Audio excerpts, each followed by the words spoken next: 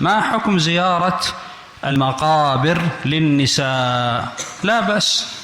لا بأس أن تزور المرأة المقابر، فقد زارت عائشة قبر أخيها رضي الله عنهم، بل في صحيح مسلم علم النبي عليه الصلاة والسلام عائشة ماذا تقول إذا دخلت المقبرة. زيارة النساء لو كانت محرمة لنهى، وما علم عائشة.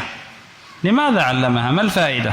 قالت له: ماذا أقول يا رسول الله؟ قال: فقولي السلام عليكم أهل الديار من المؤمنين. لماذا يعلمها؟ لأنه مباح.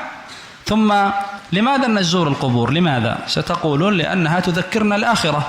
طيب، هو خاص بالرجال فقط؟ الرجال هم الذين يتذكرون الآخرة والنساء لا يحتاج أن يتذكرن الآخرة؟ عام. أما النصوص التي وردت فيها النهي كقوله لعن النبي عليه الصلاة والسلام أو لعن الله زوارات القبور، هذه الأحاديث منسوخة. ألا إني كنت قد نهيتكم عن زيارة القبور. هذا هو النهي للنساء وللرجال، هذا هو النهي. ثم جاء النسخ: ألا فزوروها، والخطاب لمن؟ للنساء والرجال، بدليل أنه علم عائشة أن تقول الدعاء، وإلا لماذا يعلمها؟ وفي الصحيحين دخل مقبرة عليه الصلاة والسلام فوجد امرأة تبكي عند قبر، فقال لها: اتق الله واصبري.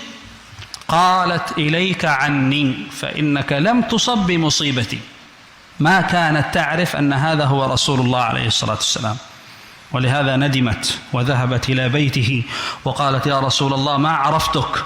قال لها: إنما الصبر عند الصدمة الأولى.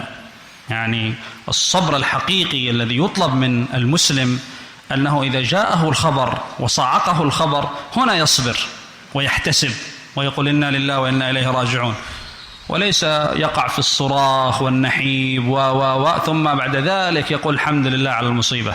لا، ما يصلح. الصبر عند الصدمة الأولى إذا أردت الأجر. الشاهد من الحديث: هل نهاها عن الزيارة؟ ما نهاها عن الزيارة، إنما أنكر عليها إيش؟ أنكر البكاء. رآها تبكي قال: اتق الله واصبري. لماذا لم يقل لها: ما الذي أدخلك إلى المقبرة؟ ألم أنهى النساء عن القبور وأقول أنهن ملعونات؟ ما أنكر عليها، والحديث في الصحيحين. ضمن فعاليات دورة الإمام المزني السلفية الإندونيسية الأولى